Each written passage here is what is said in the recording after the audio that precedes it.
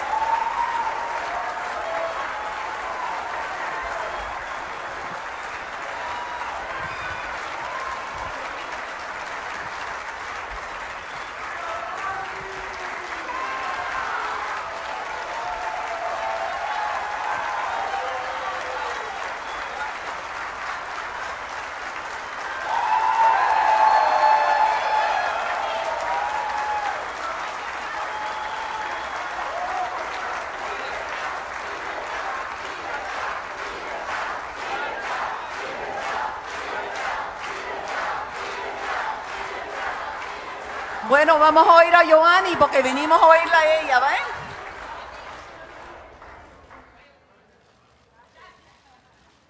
Gracias a todos que están aquí en una audiencia muy distinguida.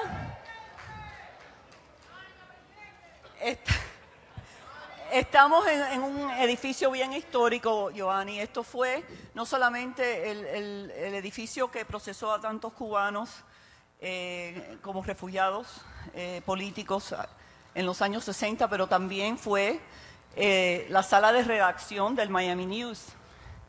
Y en este momento tan histórico que tendremos aquí, con tanto orgullo y también con tanto dolor por tantos años de la diáspora y del exilio, queremos empezar solamente celebrando que estás aquí, una bloguera y una periodista independiente tan distinguida, que siempre le habla la verdad al poder. Y con eso quisiera saber cómo quisieras, que tenías algunas palabras que nos querías decir.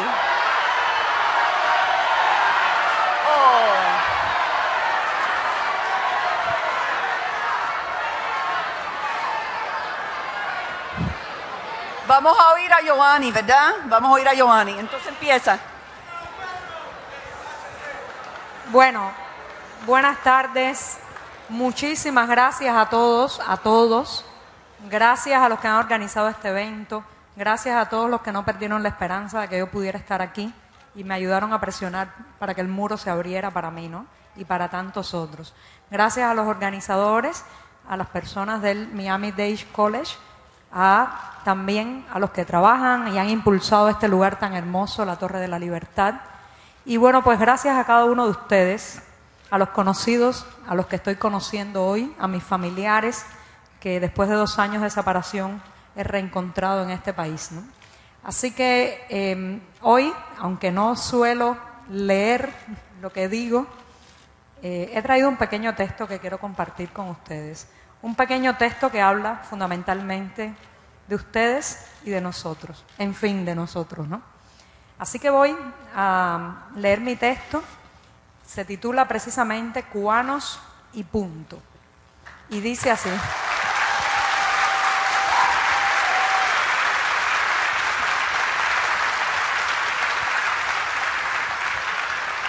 Es un texto que empieza con una anécdota personal y ahí va. Hace unos años, cuando salí por primera vez de Cuba, estaba yo en un tren que partía desde la ciudad de Berlín hacia el norte.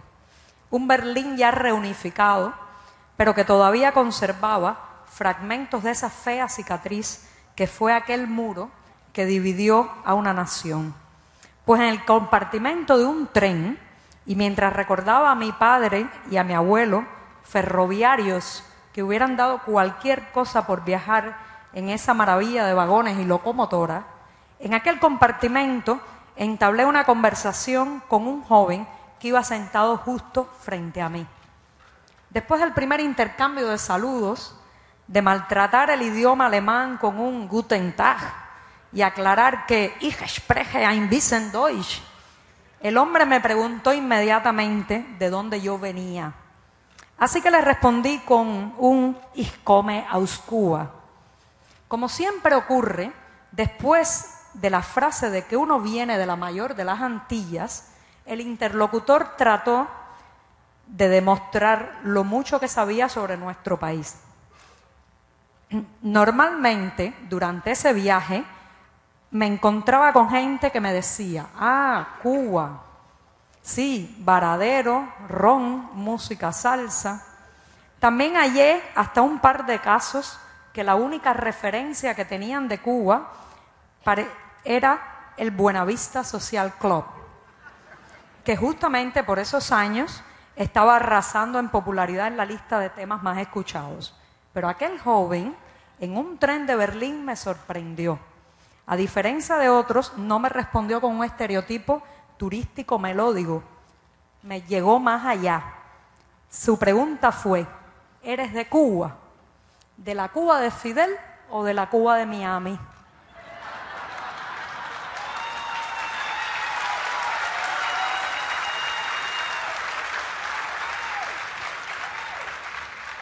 Mi rostro se puso rojo, se me olvidó toda la poca lengua germana que sabía y le respondí en mi mejor español de Centro Habana. Chico, yo soy cubana de José Martí.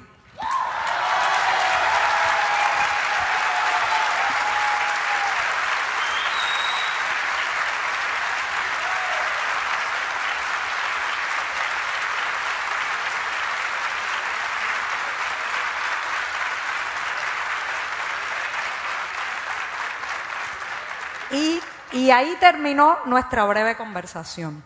No obstante, el resto de mi viaje y el resto de mi vida he tenido muy presente aquella charla. Me he preguntado muchas veces qué ha llevado a que aquel berlinés y a tantas otras personas en el mundo a ver los cubanos de dentro y de fuera de la isla como dos mundos por separado, dos mundos irreconciliables. La respuesta a esa pregunta recorre también parte del trabajo en mi blog Generación Y. ¿Y cómo fue que dividieron nuestra nación? ¿Cómo fue que un gobierno, un partido, un hombre en el poder se atribuyeron el derecho de decidir quién debía llevar nuestra nacionalidad y quién no? Las respuestas a esas preguntas las saben ustedes mucho mejor que yo. Ustedes que han vivido el dolor del exilio, que partieron la mayoría de las veces solo con lo que llevaban puesto.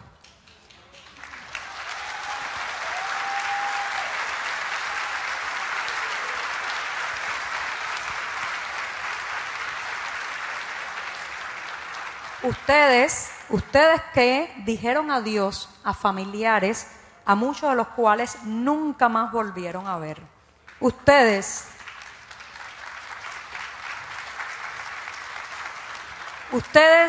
que han tratado de preservar a Cuba, la única, la indivisible, la completa, en vuestras mentes y en vuestros corazones. Pero yo sigo preguntándome, ¿qué pasó? ¿Cómo fue que el gentilicio de cubano pasó a ser algo que solo se otorgaba por considerandos ideológicos? Créame que cuando uno ha nacido y crecido con una sola versión de la historia, una versión mutilada y conveniente de la historia, no puede responderse esa pregunta. Por suerte, del adoctrinamiento siempre es posible despertar. Basta que cada día una pregunta, como ácido corrosivo, se nos meta en la cabeza. Basta que no nos conformemos con lo que nos dijeron. El adoctrinamiento es incompatible con la duda. El lavado de cerebro termina justo ahí, cuando ese mismo cerebro empieza a cuestionarse las frases que le han dicho.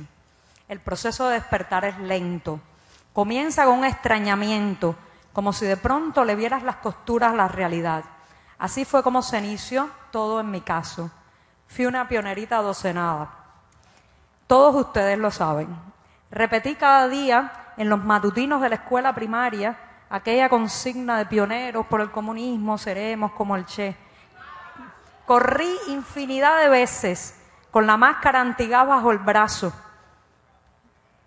hacia un refugio mientras mis maestros me aseguraban que pronto seríamos atacados desde algún lugar. Me lo creí. Un niño siempre se cree lo que le dicen los mayores. Pero había algunas cosas que no encajaban. todo proceso de búsqueda de la verdad tiene su detonante. Justo en un momento en que las piezas no encajan, el que algo no tiene lógica. Y esa ausencia de lógica estaba fuera de la escuela, en mi barrio y en mi casa. Yo no entendía el por qué, si aquellos que se habían ido en el Mariel eran enemigos de la patria, por qué mis amigas estaban tan felices cuando algunos de aquellos parientes exiliados les enviaban algo de comida o de ropa. ¿Por qué esos vecinos? ¿Por qué esos vecinos? Gracias. ¿Por qué esos vecinos que se habían ido y fueron despedidos con un acto de repudio en el solar de Cayo Hueso donde yo había nacido? ¿Por qué eran ellos los que mantenían a la madre anciana que habían dejado atrás, quien regalaba además parte de aquellos paquetes a los mismos que le habían lanzado huevos e insultos a sus hijos? Yo no entendía. Y de esa incomprensión dolorosa, como todo parto, nació la persona que soy ahora. Por eso,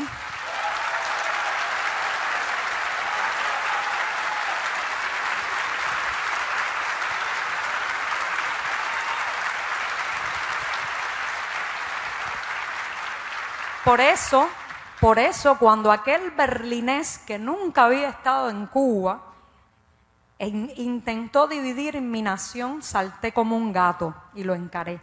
Por eso estoy aquí ante ustedes hoy, tratando de ayudar a que nadie nunca más pueda dividirnos entre un tipo de cubano y otro tipo de cubano.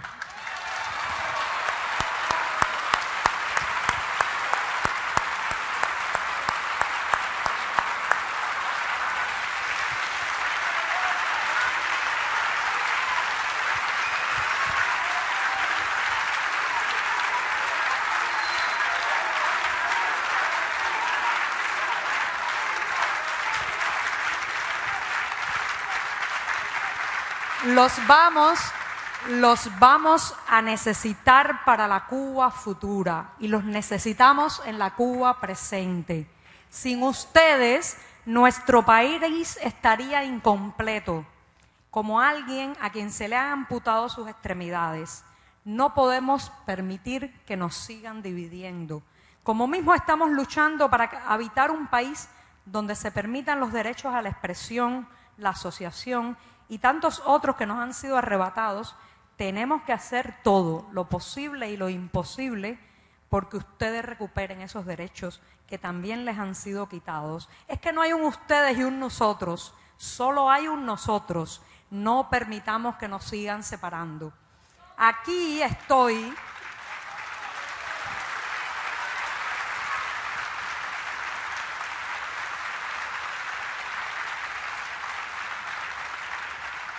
Aquí estoy porque no me creí la historia que me contaron. Como muchos otros tantos cubanos que crecieron bajo una sola verdad oficial, he despertado. Tenemos que reconstruir nuestra nación. Nosotros solos no podemos. Los aquí presentes, y bien que lo saben, han ayudado a muchas familias de la isla a poner un plato de comida sobre la mesa de sus hijos. Se han abierto camino en sociedades donde tuvieron que empezar desde cero.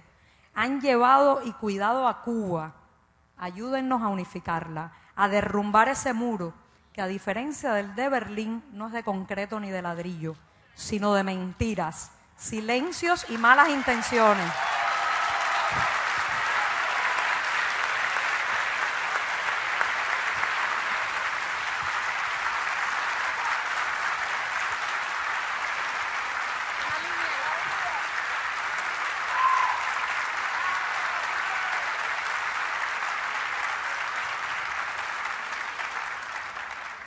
En esa Cuba, con la que muchos soñamos, no hará falta aclarar qué tipo de cubano uno es.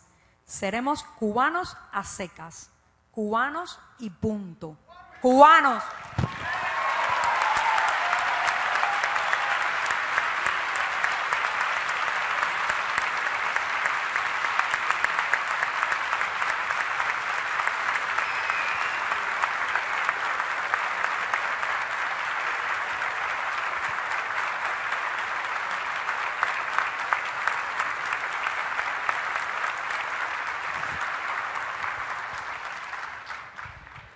Muy lindo, Giovanni. Y me has contestado ya casi la mitad de las preguntas que tenía.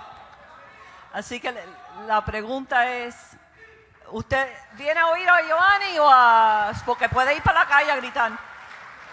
Entonces, ¿cuándo fue ese momento especial? Hablas un poco en lo que acabas de decir, lo que le dicen el momento ajá. No es lo que me han dicho, fue algo en particular que se fue haciendo. ¿Qué fue que empezaste a decir, yo no cuajo con lo que me están diciendo? Bueno, yo creo que fueron una acumulación de momentos. El periodo especial, la caída del muro de Berlín, el colapso de la Unión Soviética, por ejemplo, sumió a mi familia en una situación bien difícil, ¿no? Y yo vi la conversión en mis padres. En mi propia casa vi cómo mis padres transitaban de creer a dudar, de estar de acuerdo a ser unas personas muy críticas con el sistema. Eso cambió muchas cosas en la adolescente que fui. Pero recuerdo un día, que fue el día en que la última gota cayó en la copa de mi insatisfacción. Fue un día que yo me levanté en la mañana, era 13 de agosto. El día 13 de agosto, ustedes saben, es el cumpleaños de Fidel Castro, ¿no? Y yo estaba acostada en la cama, estiré la mano para encender la radio, y cuando encendí la radio, había un locutor de voz engolada que dijo, hoy es el cumpleaños de la patria. Y yo dije, no aguanto más. Ya, ese fue el día.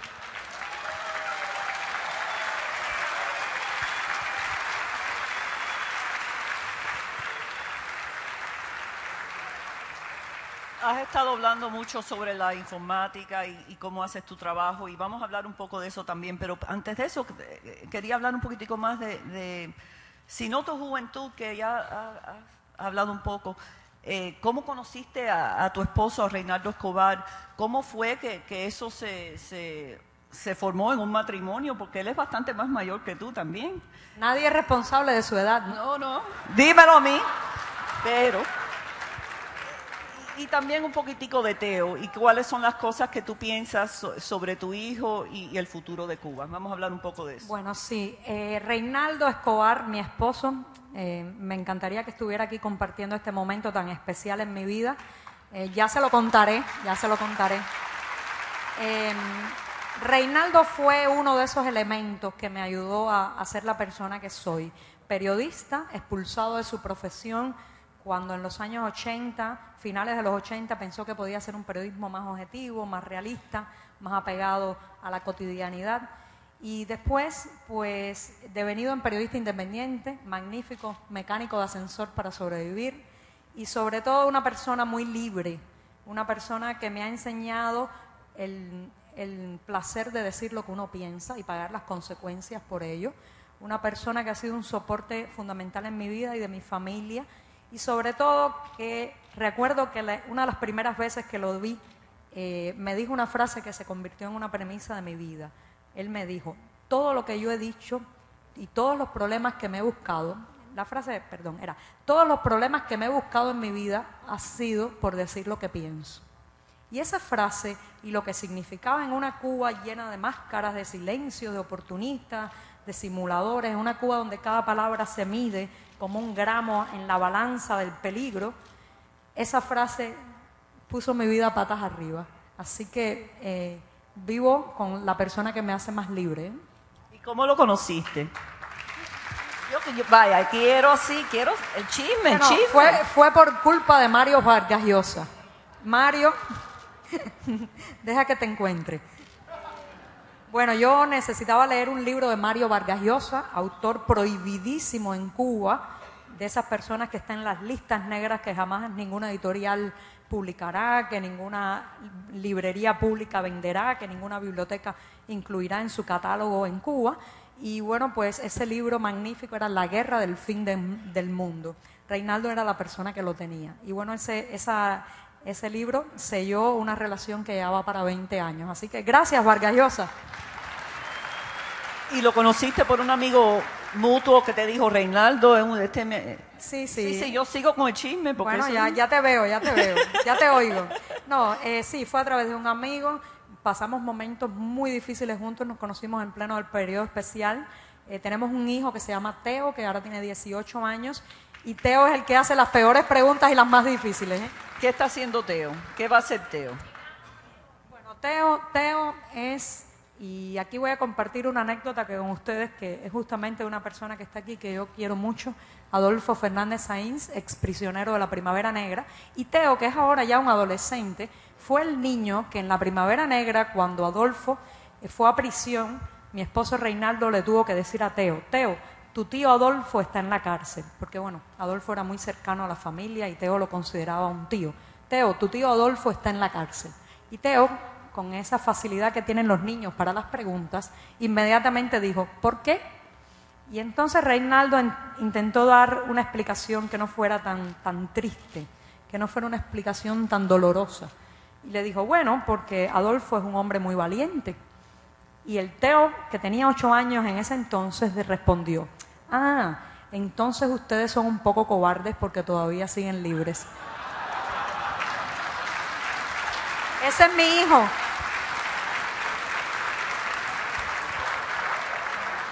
Estuviste, como hablas, en Europa, saliste del país en el 2002 y estuviste en Suiza. ¿Qué te llevó allá y por qué regresas? Se sabe que tuviste que regresar por ciertas cosas de familia, pero debe haber sido bien difícil tomar esa decisión. Sí, me fui asfixiada. Tenía una asfixia expresiva, material. Ya había llegado a la conclusión, como muchos otros cubanos, de que jamás podría echar frutos en el país donde estaban mis raíces, ¿no? Entonces me fui, hice mi maleta y me fui con $5 en el bolsillo a empezar una vida nueva en Zurich. Gracias sobre todo a que en ese momento trabajaba como profesora de español para extranjeros de manera ilegal, por eso hablo este español tan raro, porque he tenido que enseñarlo mucho. Y entonces, bueno, gracias a ellos pude organizar el boleto, la estancia, un breve tiempo, y ahí estuve, fue una experiencia maravillosa, me cambió la vida. Como todos ustedes saben, después que uno emigra, nunca vuelve a ser la misma persona. Siempre hay un componente de la otra nacionalidad, del otro lugar que se queda. A mí se me quedó la puntualidad, el orden, el prometerme cosas y alcanzarlas. Creo que soy un poco suiza, ¿no? Regresé, eso fue una gran locura. Todos mis amigos dijeron, estás loca. Mi madre también me dijo, ¿cómo vas a abandonar la tierra del chocolate, hija? Y yo le dije, bueno, mamá, he vuelto. Y entonces me llevó a esa decisión varios motivos. Primero, mi padre enfermó, nunca pude reunificar a mi familia del lado allá del Atlántico, por el medio era muy difícil de llevar, ¿no? Pero yo recuerdo que en un momento me di cuenta que, por ejemplo, me sentaba ante un plato de comida, y ustedes saben muy bien de lo que estoy hablando, me sentaba frente a un plato de comida y decía, ay, Dios, mi familia no tiene una comida así en Cuba. Me iba a comprar un par de zapatos y calculaba y pensaba, ay, Dios, ¿cuánto de este dinero para comprar estos zapatos mi familia pudiera usar? ¿Cuántos días para sobrevivir en Cuba? Me pasaba la vida conectándome a internet para buscar noticias de Cuba, entrar a los foros de Cuba. Y en un momento me dije, tú no estás viviendo en Suiza, Giovanni, tú estás viviendo en Cuba. Así, hice mi maleta y me fui. No me arrepiento, pero fue una gran locura, ¿eh? ¿Y tu niño estaba pequeño o estaba contigo? Mi hijo estaba conmigo, le pregunté, me apoyó, era menor también, no sabía mucho, pero me apoyó, nunca me lo ha echado en cara. Y yo recuerdo que dije, bueno, voy a volver con una condición, no voy a volver al punto en que me fui. No voy a volver a ser la persona que calla, que se guarda sus opiniones, no voy a volver a colgarme la máscara. Si regreso, quiero regresar siendo la persona que soy ahora. Y bueno, creo que lo he cumplido, ¿eh? Lo has cumplido.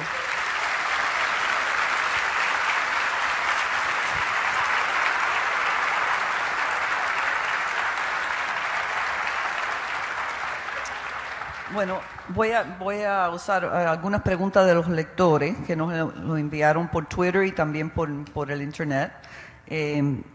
Dice, Giovanni se autorreconoce como periodista digital independiente, como un electrón libre. Sin embargo, se ha convertido en mucho más que eso. ¿No será más importante que junto con un medio de información independiente ella crea un partido o un movimiento político con el objetivo de lograr una nueva Cuba? Bueno, yo lo que más soy es ciudadana, ¿no? Yo soy una ciudadana por cuenta propia. Y no dan licencias de ciudadanos en Cuba. Pero ¿qué pasa? La Cuba que yo sueño, ni los políticos ni el presidente van a ser los más importantes, serán los ciudadanos. Será una nación que se base en la palabra. Será una nación que se base en la palabra, en el argumento, en la información, en la discusión, en la polémica, en el debate público. Entonces yo creo que tengo una gran responsabilidad en ese sentido, ¿no? La política con minúsculas se hace en los palacios de gobierno y en las cancillerías. La política con mayúsculas se hace desde abajo. Entonces tengo una gran responsabilidad de hacerlo desde abajo. Tengo el sueño, como ustedes saben, de dedicar el resto de mi vida al periodismo, a fundar medios de prensa, a tener un día la posibilidad también de enseñar a otros periodismo, quizás en una universidad, frente a un aula.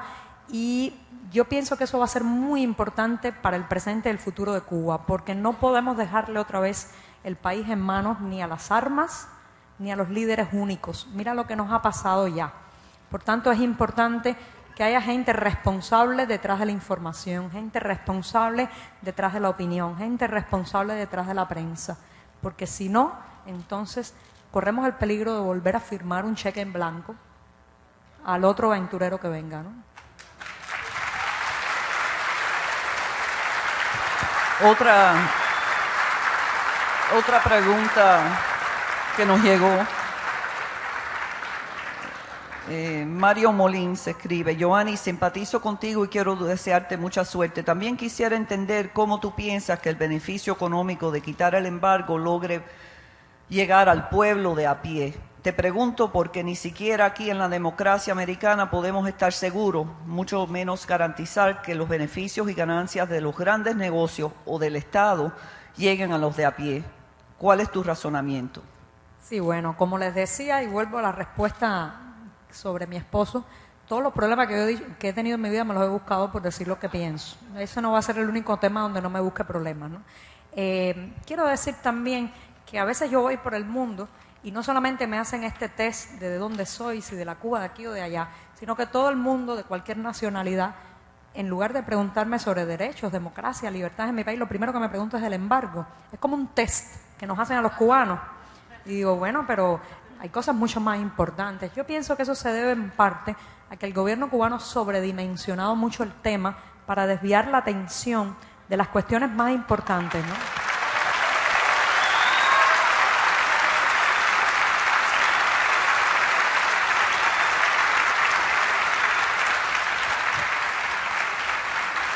Bueno, como ves, lo que él ha preguntado ha sido una cosa en sí que él te respeta, y o sea, que él lo que está tratando de entender. Sí, cómo, parto cómo de la buena intención de la pregunta, claro está. Entonces, aclarado ese punto y aclarado otro punto importante, que es que en Cuba, de todos los activistas que estamos allí tratando de lograr una Cuba más democrática, entre esos activistas hay todo tipo de posiciones sobre el embargo.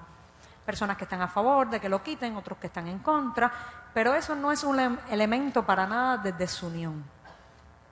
Podemos convivir perfectamente con eso. Y un ejemplo estupendo es Berta Soler, la líder de las Damas de Blanco, una persona que respeto muchísimo. Está.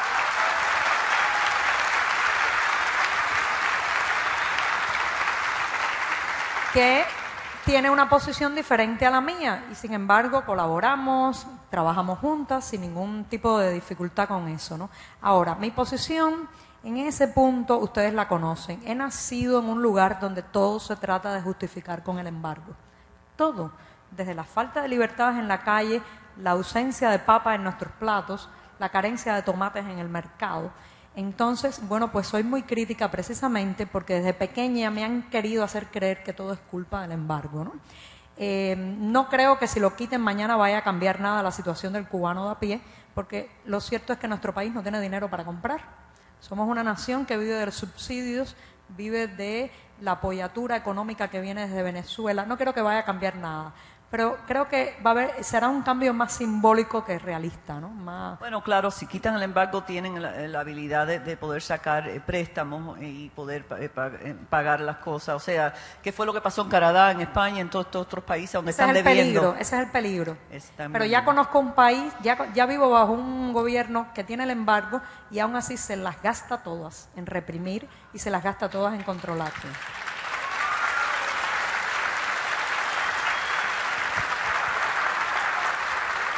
Te dije que me iba a meter en problemas. No, y ahora viene otro. Pero lo bueno es que vamos a hablar tú y yo de otra cosa, pero quería otra pregunta más que vino por internet. Este viene de un señor llamado Arturo Aballi. Y dice, Aballi, y dice que has dicho que ya explicaste cómo estás pagando tu viaje a 3 continentes, pero yo creo que mucha gente que te admira quisiera que aclararas este asunto para que no queden preguntas y haya transparencia. Sí, claro. Siempre me lo van a preguntar porque el gobierno cubano tiene como un conflicto de evitación, aproximación hacia el dinero, ¿no? Todo, sí. La prosperidad, el tener una base material, todo eso les resulta muy incómodo. El gobierno cubano, no estoy hablando de la persona que hizo la pregunta, solo una pequeña introducción. El gobierno cubano está acostumbrado a tratar con ciudadanos que no están empoderados ni material, ni informativa, ni en cuanto a derechos, ¿no? Le conviene a ese ciudadano que se pase el día en el ciclo de la sobrevivencia, que no puede pensar más allá de la comida que va a comprar y cómo obtener los pesos convertibles.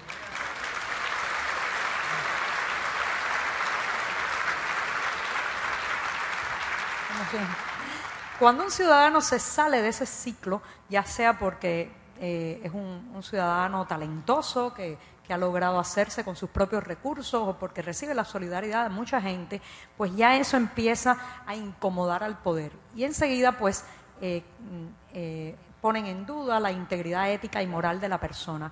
Claro, eso es realmente una gran muestra de doble moral porque no hay que vivir en Cuba para saber con los lujos, el despilfarro y los obscenos atributos del poder que viven los jerarcas en Cuba, ¿no? Pero voy a mi viaje. La transparencia. Voy para allá. Bueno, mira, te voy a contar detalladamente ahora que tenemos tiempo. No hay café pero no importa, con agua entonces. Voy a contarte cuando me fui a Brasil, unas semanas antes de mi viaje a Brasil, que además había sido un viaje muy agónico, pospuesto una y otra vez por las negativas de viaje. Un grupo de bloggers brasileños creó un sitio web y centavo a centavo en ese sitio web se recogió el dinero para mi boleto y mi estancia en Brasil. Fue una estancia muy bonita. Después logré tener unos días incluso muy lindos en Río de Janeiro, en que la Federación Hotelera de Río de Janeiro, en desagravio por lo que me había pasado a la llegada al aeropuerto de un pequeño grupo de fanáticos que me insultó, me regaló un par de noches en un hotel muy bonito con una vista fabulosa al mar. Así que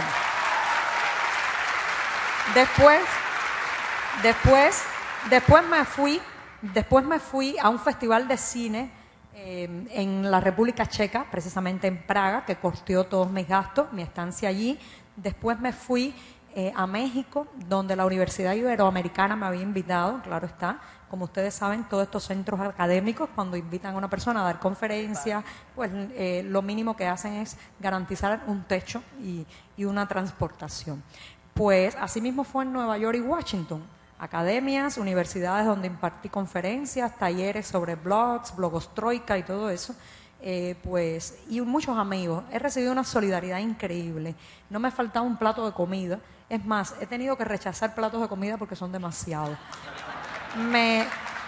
Aquí hay una persona que sabe que cuando llegué a Brasil, un cubano que estaba en el público en una presentación que fue boicoteada, se acercó a mí y me dijo, quiero ayudarte, y me regaló un iPad 3. Los cubanos son así. Llegué aquí gracias también a la solidaridad y al ahorro constante de mi hermana, que es una emigrada, una exiliada en Florida. Prácticamente lleva 2 años aquí, farmacéutica. Junia, un saludo.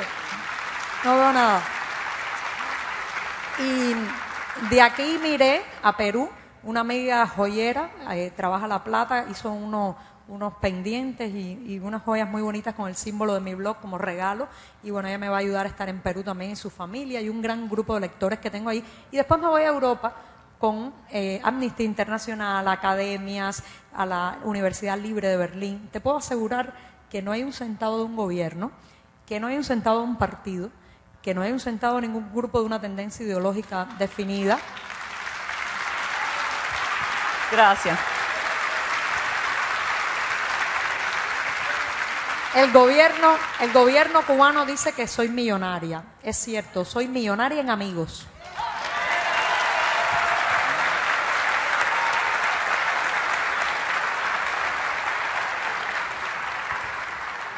Bueno, voy a regresar un poquitico a lo que a mí me interesa. ¿Tú bailas? Uf, yo bailo muy mal. No, Dios no me lo podía dar todo, ¿sabes? Pero si tú bailaras como escribieras. Y entonces, cuéntame, ¿tienes una banda favorita o grupos musicales favoritos? Sí. Vi que tuiteaste Sí, de sí. casa de Chirino anoche. Sí, cómo no. No bailo muy bien, pero me encanta escuchar música. Y claro está, me gusta mucho la música cubana. Me gusta mucho la música cubana actual. Los Aldeanos, Escuadrón Patriota. Me gustan también mucho la música que se hace desde el exilio, Willy Chirino, Donato Poveda, los Estefan, claro está. Si un día me gustaría que tuviéramos un segundo himno nacional, yo creo que tendría que ser interpretado por Celia Cruz, en la voz de Celia Cruz, ¿no? Bueno, lo tenemos en una de nuestras estaciones de radio, a Celia, sí, todas las mañanas la oigo. Vamos a hablar un poquitico de lo que es tu estancia aquí. Ya has hablado un poco de lo que es el exilio, pero también lo que has visto, o sea, cuando tú pasas y pasas por las calles, ¿cómo tú lo ves desde cómo tú pensabas que pudiera ser? Es que yo estoy ahora viendo caer muchos estereotipos, ¿no? Muchas mentiras también. No es que me las creyera, pero uno siempre le queda la duda hasta que no lo comprueba por sí mismo. Entonces a mí me habían hablado, por ejemplo, en el tema de la ciudad de Miami, mucha gente me había dicho, bueno, es una ciudad que no tiene vida cultural, todos esos clichés, todos esos estereotipos mal fundamentados y a veces malintencionados. Lo cierto es que estoy viendo una ciudad viva, dinámica, que nunca duerme, por lo que veo, una ciudad con muchos apetitos intelectuales y académicos, como lo demuestra este Miami Dade College. También estoy viendo una ciudad con mucha solidaridad. En Cuba hemos perdido la solidaridad porque nos hemos vuelto muy desconfiados del otro. Siempre pensamos que el vecino, el amigo, el hermano puede ser de la seguridad del Estado, puede ser un informante, puede ser un delator, y entonces nos cuidamos del otro. Aquí veo esa pureza, esa espontaneidad del cubano, que tiene el cubano por idiosincrasia y por identidad, de dar, de hablar en voz alta, de decirte lo que piensa. Eso me ha impresionado. Hablar harto, hablamos harto, sí.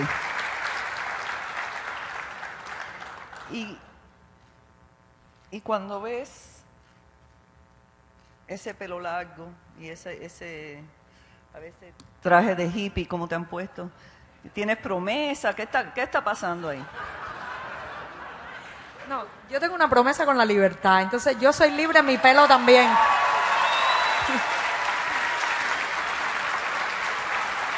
Él es tan libre como yo. Él es tan libre como yo. Tu pelo es tan libre como tú. No, a mí me encanta, pero No, él es libre como yo. Quiero referirme a algo que ocurrió ayer, porque yo te he seguido por muchos años a través de tu blog y también en Twitter. Y ayer estaba el Twitterverso calientico. Estaba bien caliente tus intercambios con varios de que te siguen a ti. Y hubo un post que merita mencionar. Escribiste, me acuerdo de la frase de Gandhi. Primero te ignoran, luego se ríen de ti, después te atacan. Entonces ganas. Estoy en la fase que me atacan. Y la respuesta vino.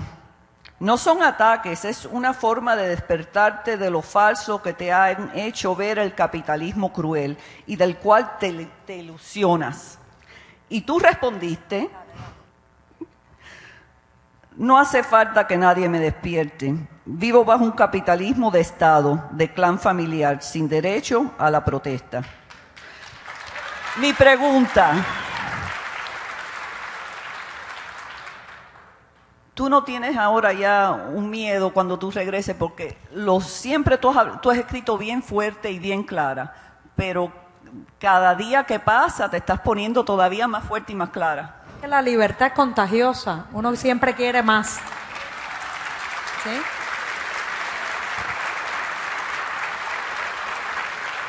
El miedo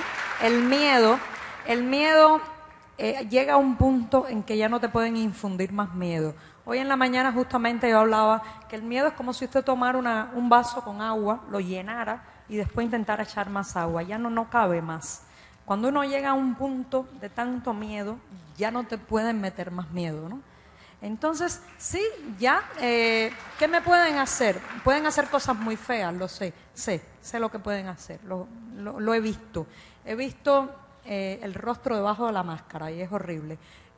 Pero yo pienso que, en primer lugar, hay muchas maneras de reaccionar ante el miedo, ¿no?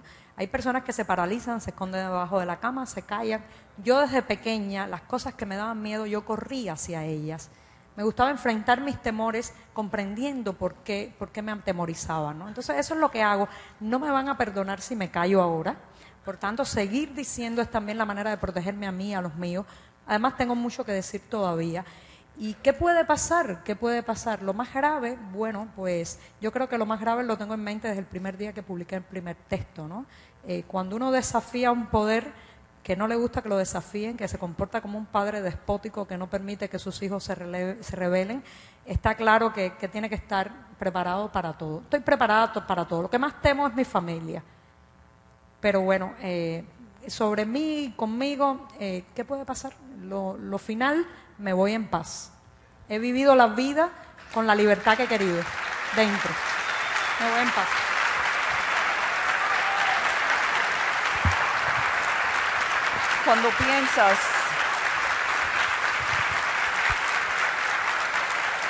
Cuando hablas de hasta cierto punto que tus palabras te protegen, que lo que es la publicidad te protege. Tú eres una mujer de fe, tienes tantos niños que se criaron en Cuba, no vivieron esa generación de tener una iglesia. ¿Qué es el marco tuyo, lo que es la ética y la fe? Bueno, a mí me tocó la época del ateísmo más feroz, ustedes saben, ¿no?